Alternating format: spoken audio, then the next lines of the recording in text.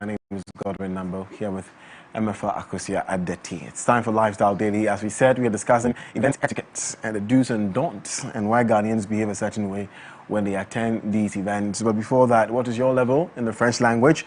Your ability to communicate in French gives you an upper hand in your travel experience, your education, and even in your career development. And that is why Alliance Française is inviting you to come over, because they have experienced and professional teachers. They have online, in-person, and hybrid classes. They also have French with teenagers and children above the age of 3. To register, please call 050-128-7814, 050-128-7814, or send them a WhatsApp message on 050-128-7818, 050-128-7818, or visit their website at afaccra.org. Now it's time to jump into our conversation, and joining us this morning is Madame Amaloko, etiquette consultant and CEO, Namas B Company Limited. She's also an author, I must say. Yeah. I remember the last time she gave me her book, I was like, hey, I was in the Have you read it? Hardly. Welcome. Thank you very much. Oh, good to have you. Thank you. You see, even the sitting for me. Sure. She's sitting like you, like MFA will sit and do this. I'm like, what's happening here? What's this polished sitting? But Mommy, we want to discuss event etiquette and why we as Ghanaians, let's limit the conversation to Ghana, why we behave a certain way at certain events. Now, the last time I spoke with you, you were telling me about how there's a global standard of doing things, and then there's also culture, that plays into it. So for us, starting off with, my first question will be, one, why do we go to events that we have not been invited for? Before we even talk about being late and all that, why do we? Is that a good first question? Yeah. Okay. It is. Why do we go to places where we've not been invited? Is it a cultural thing? This is a broad question, but it's a cultural thing. Okay. And it depends on the individual's respect for him or herself, because you must be invited before you attend a program, or else you are a gate crasher. So it's very important that you are invited before you attend. So it's an attitudinal issue that we must change and improve. I'm happy we are talking on this program today about event, because there's a lot that we need to know on etiquette involving events. So I'm glad I'm here today to discuss more. I have a follow-up question. Okay, I like that you said this, but growing up, and I want to be very realistic, growing up, I'll see my mom or my family or whatever it is, maybe your uncle has given birth. My uncle has given birth. My mom will see it as an automatic reason why she should be at the christening. I don't think my uncle has to say, oh, I don't go back outdooring here. I think we understood that for us, we're a community. It's a communal thing. So if my sister's brother's daughter has given birth and she's having this thing, I have to be there. They don't have to tell me, because if I don't go, that's not like in a bar, and she didn't even come for my whatever. So is it not okay that this is a part of us? It's where we have come from, and it's become a part of us. So automatically, you go to places where you think that you're supposed to be, even though you've not been formally invited. It's a cultural thing that you said, but things are evolving, and it's about time that we change some of these attitudes. If it's your brother, direct relationship, that one you have to be there. But if it's a bit distance, it's not the best. You have to be invited before you go. Again. Okay, I like that you said if it's your brother, that one, then you have to be there. Why do you know you have to be there? For instance, I've been working with MFA for some time now. I know her. Let's say she's getting married over the weekend, and she just tells me today, oh, I'm getting married over the weekend. She hasn't said, here is an invitation card. Because we work together, closely together, we're good friends, does that mean that automatically I'm supposed to be at her wedding? No. Why not? Because we have a relationship. It doesn't matter. It doesn't matter. Excuse me, if I come here and I want to use even your restroom, you've invited me here, I need to ask permission from you before I use. Etiquette is about respecting people's space. What about if she doesn't want you to be there? What about if my brother doesn't want me to, my sister doesn't want me to be at whatever it is? A sister, a brother, it's very close relationship. a friend, an auntie is not that close. Okay. Yes. Okay. So if I understand the import of what you're saying, it's heavily dependent on the relationship that you have with this person. Exactly. Because then I can have a brother, but we may not have been as close as I am with my extended uncle.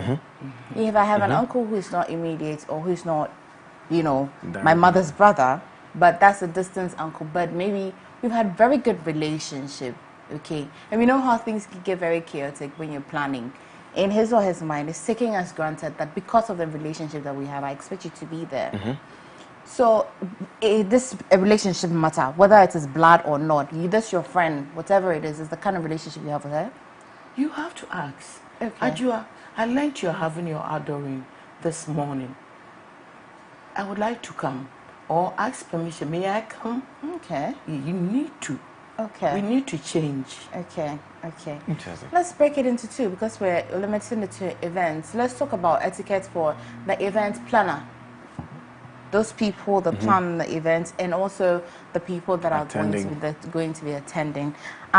So if you're been given a duty or responsibility to organize an event from top to down, what would I say that this person was really guided by a certain level of etiquette? It depends on the one who has given you the contract to do. Let's say you are planning for event for 50 people. You know, it's a very crucial attitude or area that we are in. You know, when we say it's 50 people, then it tends to be 100. Then the planner gets confused that, you said 50 people, now it's 100 people attending. So the planner will have to, you have to be very honest with yourself and with the planner that strictly 50 people. And you go by it. If your name is not there, you should not enter. They shouldn't allow you to enter. We must do it. We must change. But as a planner, isn't it going to be a feather in your cap if, for some reason, whoever has contracted you says, "Oh, I'm expecting it's a wedding. It's a typical African wedding. As you know, oh, roughly 250 people." As a planner, shouldn't you budget a little? Yes, you budget based on the money that is being given to you. Okay. Yes, and then you tell them you like to have the list of the names, and you make sure that you have somebody at the gate who cross-checks the names before they enter. Okay. I like it's very because you see when it happens like that, there is an overflow, and the whole event becomes something else. People don't get enough food, and the whole place is messed up. Maybe the washrooms can contain about 100 people. Now you have 200 people there that can't go to the washroom, and the whole thing becomes a mess up for all of us. Okay. And etiquette is about making other people feel comfortable in their space. Okay. So if this person shows up at the entrance of this event and gives you very hard evidence why they have to be at this event, and except that they do not have an official invitation, they give you very, very hard evidence that, listen, if she knew that I was in this country, she would invite me. But we can't get through to her. You are the organizer. You're the organizer of the event. I am at this end. I'm here because I may want to surprise her. I don't know. How can I import the people that were genuinely not invited, but they play a vital role in the person's life? What happens is that as a planner, you make sure you get in touch with the hosts, and then you tell them this person is at the gate, and he or she is saying he needs to be part of this program, and you seek permission from the host.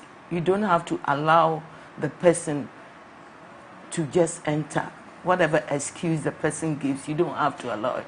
When a person hires you to plan an event, have they not given you a certain level of power to execute, some sort of full powers to, execute over there? Because I really do not want to be disturbed. I'm paying even discretionary powers. Discretionary powers as well. The host would have an assistant. Okay. And a very close person that if the host is not available, you can discuss. It's about time we act and perform things more professionally. You know, if we do that, these excesses will go away and there will be some discipline in our society. Okay. The overflowing crowd issue, it's not the best at all.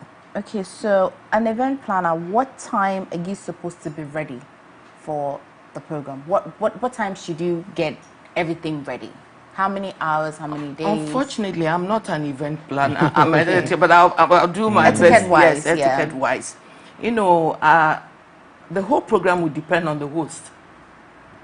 The host is to give you the timing and all the requirements. Okay. Yes, and you must make sure the host gives you proof of finances so that you don't overdo things as event planner. Oh, I decided to add a papansa to the dish because it's more of a Ghanaian or African program, so there must be this. I decided to. You have to know the capacity of the host and plan it accordingly. Example, somebody organizes a wedding party, let's say a couple, and decides to have a wedding party. When you want to have a wedding party and you have saved maybe 50,000 or 100,000 for a program, the planner must be able to tell you that you don't have to use all the 50,000 or 100,000. At most, a quarter or 1/3 of the savings must be used for the program. Okay. You know, let's go into the practical etiquettes. Exactly. And Ms. Amaloko, are you able to explain to us this thing? I've realized that it's not just a Ghanaian thing, it's not just a Nigerian thing, it's not a South African thing, it's a black man thing. We're always late for events. Always. I've heard African Americans even say that a black man is always late. Is there a reason why the black man is always late? Aside the attitude side of lateness, our traffic, you can't predict the traffic. Aside in that same country, so even if it's in America, it's the same traffic the white man is going to go through, isn't it? Yes, you see, there are more options that you can pass and then go to the event. But here, you are limited. Let's say you are on the motorway and you have a program. There's no bypass to use another route. It's just strictly in and out. You understand? I totally understand that. I think what I'm asking is that because this same thing you're saying, there are people in this same country who have disciplined themselves to be at events. I think I'm generally asking, majority of people, not every black person of course, but majority of black people are always late to events. When we're organizing events in this country, let's not even talk about organizers. Weddings, you have organizers doing 10 minutes into the time that the wedding is supposed to start. But for the people themselves who are attending, why are we, apart from barring the traffic like you're saying and all that, why do we have that attitude of constantly being late to events? It's an attitude, individual attitude. And you see, it's also not fair to be there too early, like 30 minutes to the time, and then you are there. Etiquette wise? Yes. Really? Because have you gone to a party and then you realize that you were there early and the people were not set. They're not ready. They're not ready, and they have to leave what they are doing to attend to you. So at least 10 minutes, 15 minutes, it's not bad. When you get there 15 minutes to time, you can wait in your car for 5 minutes and then you walk up and go upstairs. Normally this is what I do when I go to places and I realize that I'm there earlier. I just sit in the car and wait. It's an attitude. And you see, where did we get it from? Where did we get it from? Our culture. We are not serious. And it's all, so many things are part of it. Our attitude. And I wish that our events attitude will change. It will help a lot. Like I said, a list is there. If your name is not in, you are not attending. You see, we have diplomatic events. With events, you know, what is events like you are saying? Events, it's a gathering of people for special event, occasion. It could be farmers organizing an event, medical doctors, a wedding, funeral, and so many activities. And there are rules that governs that event. People must learn to abide by those rules. You don't go beyond those rules. If we start doing that, oh, I went to the party and I was not allowed because my name was, we will start learning. It will be painful. It will be painful, but we'll start learning. We won't be gate crashers. Okay, so we are at the event now. We're talking about the attendees and people that make up for the event. Say the MC starts, calls the pastor to want to, you know, the usual, let's go by the usual program outline. Is it okay for a pastor to want to turn the event ground to be a church place? Totally wrong. It's totally wrong. Yes. Okay. Is it also okay for the audience, if you're not a Christian or if you're not, if you're in a setup where it's contrary to your belief, and they say, let's get up and shut our eyes, as an attendee, in terms to, you know, want to fit in mannerism and etiquette, should you do what you're told to do, contrary to what you believe? You see, when a leader is on the floor and going to open and say, I'd like us all to stand up and then pray, there's nothing wrong with that. You can stand up, close your eyes, and pray to whichever God you want to. What if the God that person serves, they don't stand up? They don't stand up to pray. They don't shut their eyes to. There's nothing you can do. You must to conform. them. I just want to know that yes, the rules. You must conform. Okay. You must conform. Okay. That doesn't change your religion. Okay. Okay. Okay. Okay.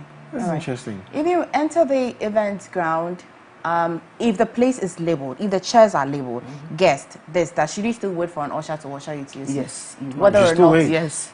Wow. Yes. You Okay. have to make sure you are ushered to your table, because Okay. some seats might be reserved, but wouldn't have the reserved Card on yes, it. Then on that's the event planner not applying yes, some etiquette. that is it. They can make mistakes. So Okay. you make sure the usher, you look at her. You just don't go and then pull a chair and then sit down. You make sure you let them know that where do you sit, Okay. and they usher you to Okay. the. If you're seated and you can send in your questions and comments. Absolutely. If you're seated for a while, you're dehydrated, you're tired, and all of that, is it okay to ask for water, even though it's not time to share water? You can ask before we for go to the Fanta. You can ask for water. Okay. Okay. So in attending the event, I'm still attending the event. For some events, they don't state exactly what the outfits should be. Some they do. They say it's a black tie event, so you know what you're attending. But most events, they don't say whether it's dress code, whether it's color, whatever it is. What do I do when I'm attending an event where it has not been stated clearly that this is how you should dress?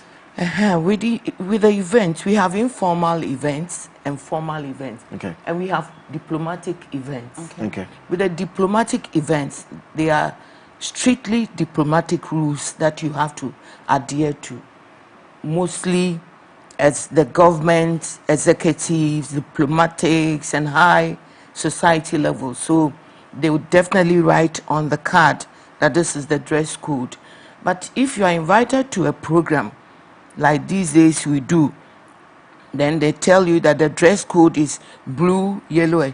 It's not necessary that you have to go and look for blue, white, and you can just wear your own dress and have a blue, earring or chain or just a scarf, yes, to complement it, because so that you don't waste money. You might have so many events coming up, especially at Christmas. This one tells you it's blue and white, then you go and sew blue and white. This one tells you green and yellow, then you go and sew it. Just have a complementary accessory, and then just put it on your neck, your ear, or your chain to complement it. That's all. Is it also okay, sorry. And then you can also call and find out that, may I know the dress code? Okay. But if the dress code is not on the invitation card, you don't have to bother. You can wear something decent and go, depending on the party, whether it's an informal or formal party. Then you go. Should I ever wear? Should I ever wear a pair of jeans, shoes, shirt, and a jacket to a formal event? No. Okay. No. Okay. Okay. Is it okay to just state the dress code but not go ahead with colors and all of that, you know? Would you find wedding receptions as formal or informal? Where would you put those? With regards to Ghana or Africa, like you're saying that lesson, I see them as formal. Wedding receptions, yes. Okay. And sometimes extremely formal. Okay, so the organizer or the event host can actually tell you what to wear. Yes. Do you? No, my colors. Your they don't tell you what to wear. They tell you these are my colors. Okay. And we go ahead to sew dresses within those colors. And if the person says these are my colors, you just have a scarf or something to complement. What's really the point with that? These are my colors. It's your day and it's your color. What has it got to do with me? These are things that I'm hoping that, and I'm happy you are organizing such program. It must stop. It's emptying our pockets. It must stop. Right. I thought it was a requirement or something. If you wanted to fit in the etiquettes, you know, or the mannerism, like they say, these are my colors. It's you and the event grounds. What role does the attendee play in showing up in your color? You are complimenting your friend. Okay. So in complimenting and attending your friend's party, just get an accessory that complements the dress code, and you are free to go. Okay. But my birthday party, I want white and blue jeans. I want white and blue jeans because maybe I want all the photos that come out of my party to have a certain feel or look. If you come wearing black jeans and blue shirts, you have spoiled my the pictures. Yes. So is it okay to feel like that? Honestly, this dress code issue that keeps on popping up every event, they tell you this is what you have to wear and that. It depends on your relationship with that person. Yes, that you have to, because the world is changing, the system is changing. So if you go strictly by those, you empty your pocket. Okay. But aren't etiquettes about, like you said, respecting? Yes. Much as you want to, as a guest, you want to respect the space of the host must also respect your space. By not even starting that conversation at all, not putting you in a position where you have to wear something to complement their... Oh, you know, the host can say that, you know, I would love white shirts and blue jeans. And if you have it, you wear it. If you don't... Okay, lastly on this wearing thing, and I think let me digress a little bit, even though it's events. So I noticed something. Friends are getting married, and especially for boys, or I don't know if the women do it too. I'm getting married, I want you to be a groomsman, and we're wearing a tuxedo, we're wearing this, we're wearing that, we're wearing that. The cost is 3,500 or 4,000 Ghana cedis. The person says, I want you to be my groomsman. He's not buying it for me. I think for most cases, you end up, that's your contribution to your friend's event. Is it okay for me to turn it down and say, no, I don't have that amount to purchase these things, and so I can't be a part of it? Yes, you can. You can. Your friend, though? Yes, it doesn't matter. Okay. I'm looking up to people who will be that bold to say that, no, this is beyond my budget. You see, sometimes we compliment such huge budgets. When we finish, it's a day's event, we are excited. And you see, and you overload your friend with debt. Unfortunately, I have seen so many marriages gone down because of such high expenditure on, you know, funerals and weddings and things. That's why I was saying that if I'm an event planner, I would make sure to find out what is your budget. How much have you saved? If you tell me you've saved 50,000 or 100,000, I will advise you to use a quarter or 1/3 of it for your event. Very well. So that you have a lot of breathing space after the program. Okay. Ma'am, so we are at the party. Is it okay to arrive at a party and you have there's some people drumming some sort of welcome. The person or the usher would have to tell you that, oh, they actually mean give them money. You don't know this, you know, they welcome you, or you're sitting at an event and a dancer comes and they're dancing. Yeah. Is it a cultural thing or it is improper etiquette? It's a cultural thing. It's a cultural thing. Yes, you can give them if you have. If you don't have, there's nothing to worry Okay, about. but it gets to a point that it's heckling because not everybody knows that it's a cultural thing. Because I'm an Ebe, I didn't know that if you're dancing in front of somebody, they have to put money on you. Until I saw that when the Ashantis are dancing, these are the words, they're welcoming you, they're jumping and throwing their neck in. Apparently, you'd have to put something in, yeah. And then up north, they welcome you with the drums and all of that. So the planner, should a planner tell you that, expect that, you know, because I guess I have to say, oh, I'm sorry, I have to get back into the car to go and take money, or it gets a bit uncomfortable. That's why you have to be yourself. Okay. It's a cultural thing. I have attended programs like that. I would sometimes dance, and sometimes I'll give money. Yes. Okay. But it's nice that when they come, they welcome you with the drumming. You also show some appreciation, some dancing. You know, it's our cultural thing that makes us unique. Okay, somebody asked a very important, I don't understand the question, but I'd like to see if I can draw out of it. It says that, I want to know if the normalities happen to parties and funerals. For instance, do you have to invite somebody to come and mourn with you, just like you invite somebody to come to a party with you? Are the dynamics the same? Culture-wise, you know, it used to, you know, with our culture, like the village, Papa Osumesu is dead, and then we all troop in and then we attend. But as days go by and things are changing, I would prefer that you invite only few people to the funeral. And if you're attending the funeral, try your best to get 50 or 100 Ghana cedis in an envelope. Write a sympathy note, add it. One thing I realized that Ghanaians, we don't like giving gifts, especially even with the events. People go to program and they don't give gifts. It's very, very important.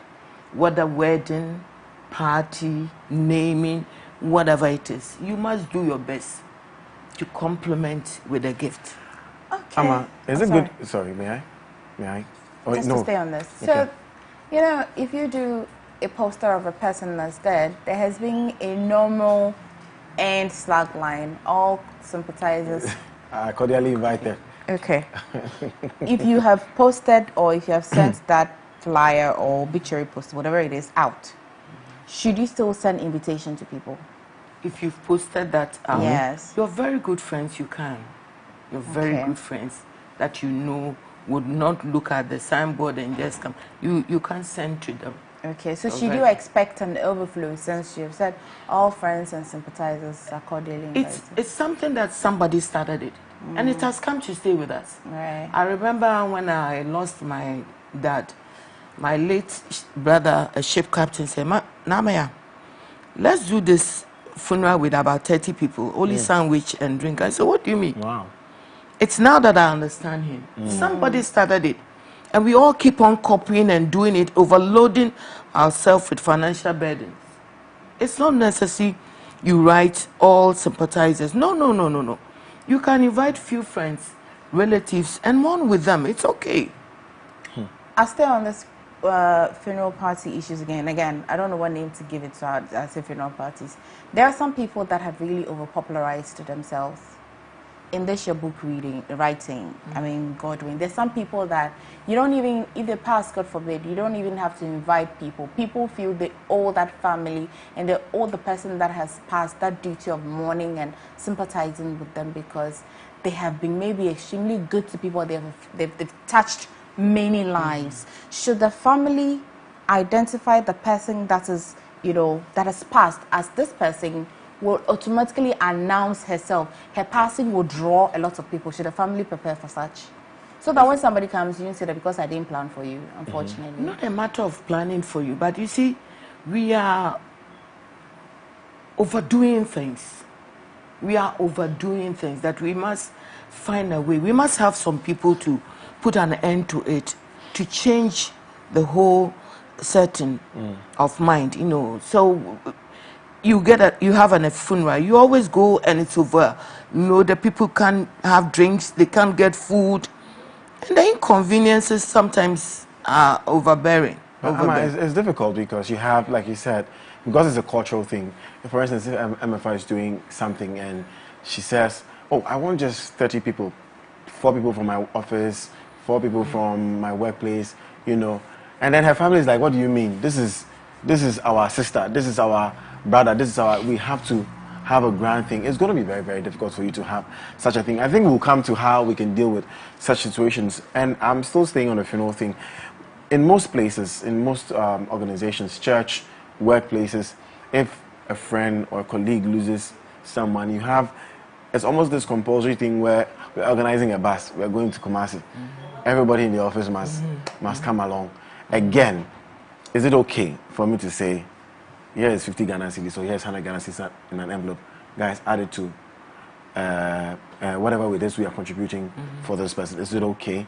Do I not have to feel bad in any way that I'm being told to be a part of this communal thing in an office space, but I don't want to go? It's not because I have maybe another thing doing, but I don't think that my relationship with this person demands that I go all the way to Tamale to this funeral. If you don't feel right, you don't feel right. Okay. You see, and etiquette doesn't frown on culture, especially the good ones. It doesn't frown on it? Yes, especially the good ones. Etiquette doesn't frown on it at all, especially the good ones. So how would you know the good ones? You know the good ones, like you ask the question. I wish I could get something off head. So like this funeral thing I said, it's culture. Yes. It's culture. Oh, you support no. Etiquette doesn't frown on us doing that. So it's a good thing. It's a good culture. It's a good culture, but it depends on the individual. If you don't feel like going, you don't go. Okay. Just add your contribution. It could be 50, it could be 30. If you don't feel like going, but you can write a sympathy note that will stick with the person forever. That was for the bougie people. Okay, so should we allow people to do everything that they feel like doing, all in the name of, you know, because we're communal, we're not islands, because one can get up and feel not right about a lot of things. A lot. What about that? How can we draw a line between what you don't like and what you have to do? Example, it's the 1 week activity that we are developing. Yes, it is developing and fast growing. It used to be one of our, is it the scientists? They do the 1 week. The waykeeping? No, 1 week.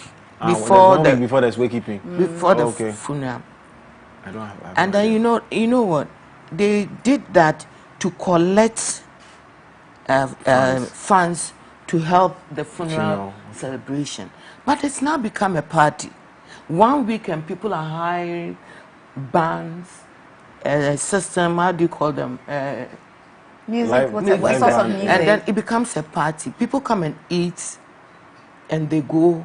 They don't contribute anything. I remember waykeeping also. Some churches did their best, and they tried to stop waykeepings. You know, you realize that the waykeepings is not as it used to. So the same way, like I said, you ask the question.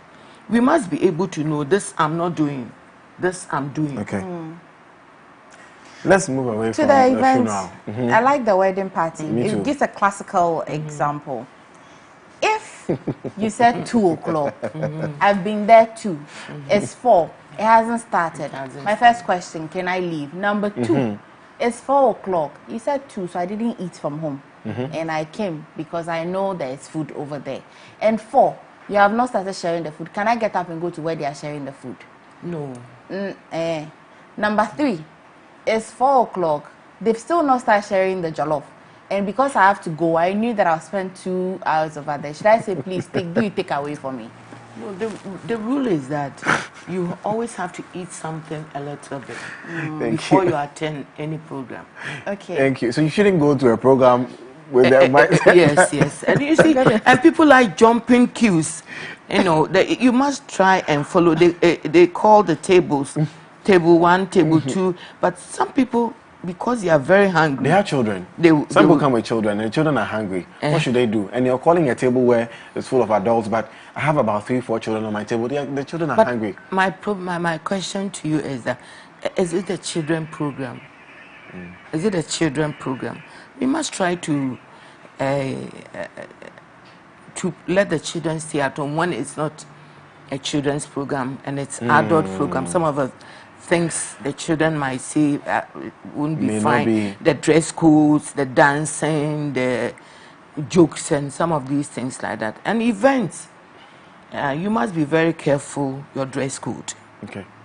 You must wear comfortable dress, not too high heeled. That if you want to dance, you are the dancing type, you love dancing. Not that you wear heels, you can't walk in them and then you'll be in trouble.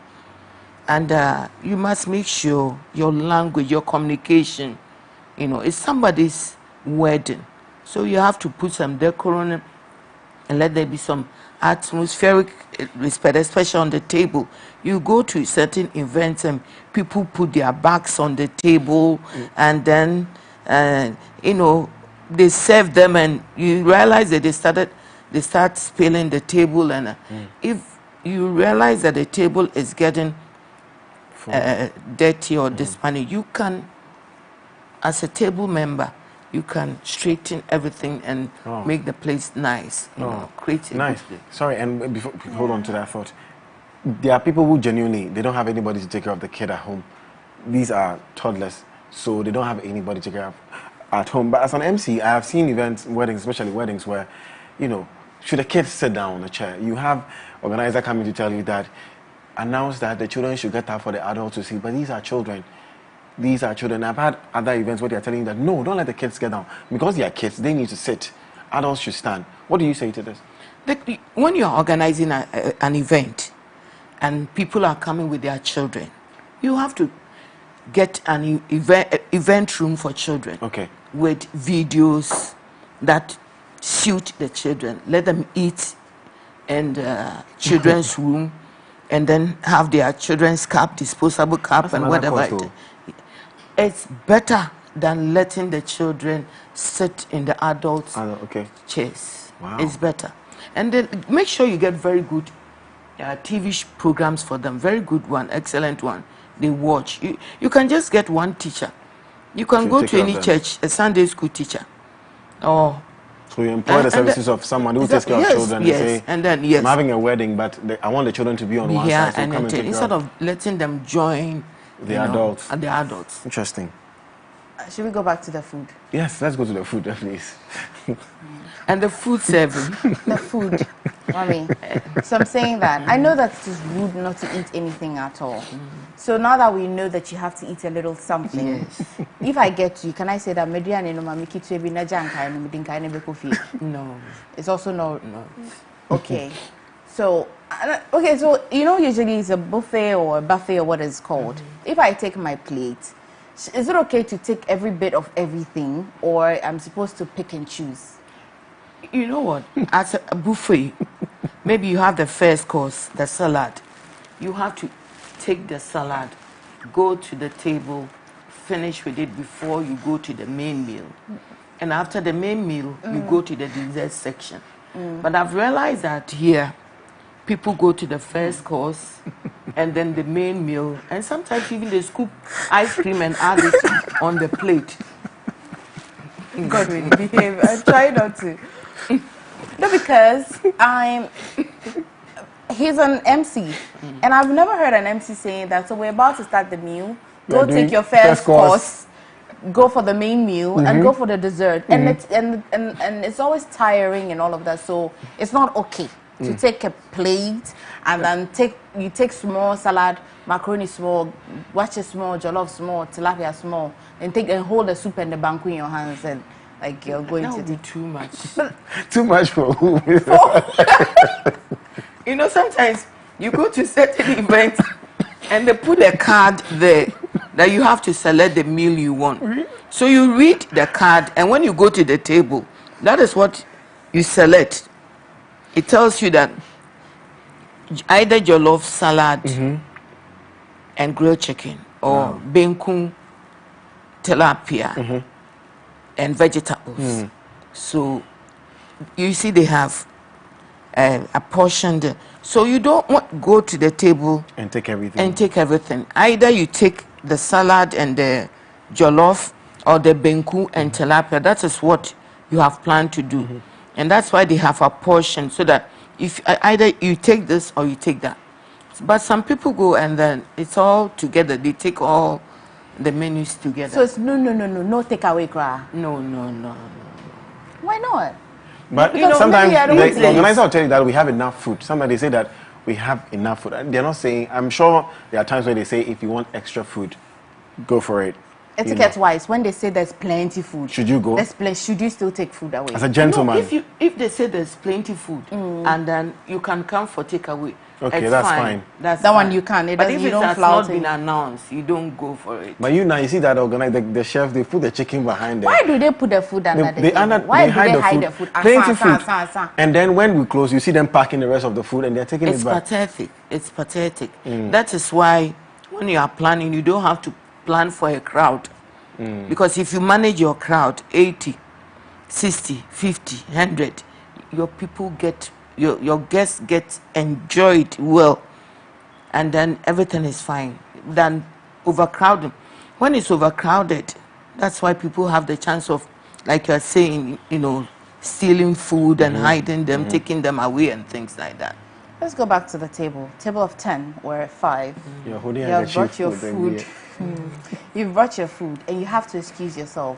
How do you position your napkin? I'm told there's a way you have to, because that person may not be your relative or friend. So how do you position the food in a way that those who come to collect the table will not take your food away? No, you put a cutlery opened.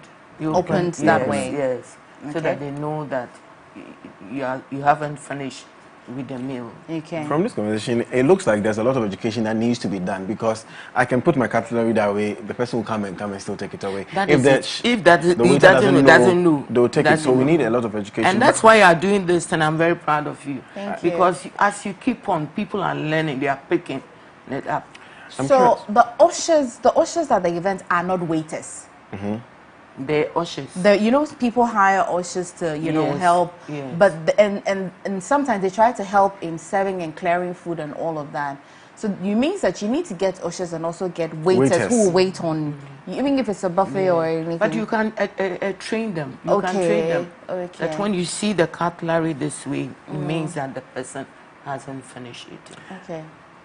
I move away from the food question. I think this will be my last in this part of the questioning. Crossing of legs. I've had different things. Crossing of legs. Okay, if I attend a formal event, at a diplomatic event, should you cross your leg? Is it okay to cross your leg? Yes. So as a gentleman, I'm at a diplomatic event. Can I cross my leg this way? It's not the best. It's not the best. It's not? Yes. Okay. I remember my lecturer in UK who trained us said that there was this rich man who said, look, I've heard about your etiquette and protocol, to come and teach me personally. So she had a one-to-one training with a rich man. And said after eating, the last meal is the cheese and grapes. You have to make sure you take a tea and the cheese with biscuit and grapes. The rich man said, no, I can't do that. Because I'm full. He said, no. You have to take it. Yes. So there are certain things you would do, and then those who are around, if you're a diplomatic person, they will know that this person is not. But with formal and informal, we always have ourselves so free way, and we do certain things. So I can cross my leg at formal events. It doesn't matter. Not a diplomatic event, a formal event. Formal event is not the best to cross your leg then, yes. But what if it makes me, because I'm very comfortable, like when I'm sitting this way, I'm uncomfortable, so I like to cross my leg. Is there a way, or there's a way to cross my leg as a... This is not bad. This is not? No, but it's not bad. But it depends on the one you are meeting with. Okay. If the person is a very high executive, you can't be in front of the executive. Definitely, if it's a one-on-one, but it's a stage, we have other people, guests, let's say an award show or a seminar with, let's say, the president of ministers of state. At the front seat, I can't sit this way. Hey, no. Okay. What about this? Can I cross my leg here? You a gentleman. You can. You yes, can. It's lame. A lady, you can do this or this. This MFI is a lady, oh. MFI, she's a lady, Papa.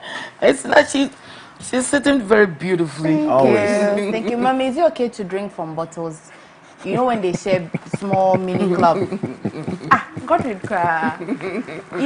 So the smell of black. I mean, I'm mentioning brands, but the drinking, it's not a plastic bottle. Even a plastic bottle. Should you, Mommy, understand, like, you know, beer then... You see, we have a problem with all the settings. I remember one time, is it Moving Brick? One of these hotels, no, Kempinski, set up a table. And you know what? I took a picture of it and then directed, this must not be done, this must not be this, that, and then sent it. I didn't hear anything. There was another time, a high executive, I won't mention the name, the way he had dressed, I wrote everything and then sent it to Ghana Protocol, Assistant Protocol. I said, this shouldn't be done, you know, when foreigners see us.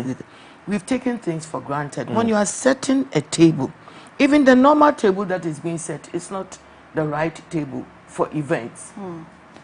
All you have is the cutlery and then the knife and then the fork. That's what you have there. But you see, there must be the salad cutlery, there must be the soup. But it depends, because the meals are not there. Sometimes the meals are there because of our arrangement. Everything is just scattered. Everything is just scattered. Lastly for me, as we wrap this conversation, taken from everything you've said, etiquettes do not frown culture. And I want to believe a good culture. And etiquettes are a set of rules created by whoever, wherever, as a global, normal life. Okay. Now, our culture, growing up, we eat with our hands. Okay, so I've attended a formal event. Formal event, state ministers, I mean, whatever it is. But like you said, they've labeled it there. Oh, your rice, intercontinental, is that what we call it? Continental and intercontinental dishes. Which one is, please correct, what is the continental, what is the intercontinental? The continental, we have the continental, we have the local, and then which ones again? Okay, so there's continental and there's local. Okay, so I want a local dish. First of all, I'm okay to have a local dish because it's part of the menu. Can I eat with my hands in such an event? And it doesn't... It doesn't matter. They have to, if you place President fufu there, is sitting there. No, you've placed fufu there. That's why we are Africans, and it's our meal. Allowed. Yes, you can. You can, because you've placed fufu there. You wash your hands with the fufu. Banku or kush too. You can. Okay. There must be washing bowl for eating with the hands. There's nothing wrong. What about if it's a diplomatic event? But if it's salad, you can't be eating salad. And hold beer with handkerchief. Okay, I was going to ask at wedding receptions, should they be serving food like fufu with soup and all that? Because it gets really all over the place. But I guess if you're comfortable enough and the food is on the menu, then why not? Okay. Okay, eat with your hands. Okay. Shall I see that book? Is this your new book? Okay. And Naka has approved it to be taught in schools. Oh, that's good to know. Polished Manners, How to be Civil, Polished and Well-Mannered. Ama Local. That's a beautiful one over there. Yep. You want to know more about the altar? Is at the back. How much is it going for, and where can we get it? 35. Okay. Very affordable. Assemblies of God Bookshop, Osu. Okay. EPP Bookshop, Kingdom Bookshop, Viral Bookshop. Okay, and I see that it's also available on Amazon Kindle. Yeah. Okay. apart from, lastly, apart from what we are doing, even as a station and helping educate people, what else can we do to help create this culture of good etiquette or etiquette all over the country? It must be more. Should we start teaching it from oh, yes. from infancy? Yes. Okay. The children must be taught, even at, let's say, age 3, you can start teaching them. Okay. But the parents must know first before the children That will is it. will be taught. That is it. So that we change so many things we are doing. So many things. This event etiquette is very, very important. Because some of the programs you go and then you come home with sadness, not joy, you know. And sometimes the way people dance, even at the wedding, you know, so profane, and it's not the best. Wow, dancing. It's not the best. We didn't even ask about dancing. That's another conversation. And should people set up chairs with mini tables so that you can put your handbag on it? Because I know you have to put your handbag at the back of the chair. Don't put it on the table. But it pushes me out of the chair. It's true. Chair is small. You know, there is this. I should have brought one hook. Yes. That you can easily Put target on your, on the table. You get hang one, your then yes, then you put. Okay. Yes. Thank you. But on the floor, it's not the best. One Get corner there. dancing. Don't go and dance one corner at somebody's wedding. Don't worry, Mr. Numbo. Please get this book, Polished Manners, How to Be Civil, Polished and Well-Mannered by Amaloko. Pretty simple. It looks like a good read. I'd already started reading the person who acknowledged the book, endorsed the book already. So 35 Ghana cedis. Can also purchase on, I have one. You have one? She gave me one the last time she was here. So this is yours. Thank you. Guys, thank you so much for joining in the conversation. Amaloko, thank you so much. Are you on social media?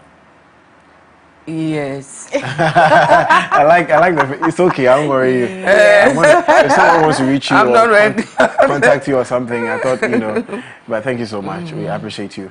That's it for Lifestyle Daily. We are moving on to Fashion Wednesday. Really, there's more on the show. You should stay. Okay. All right.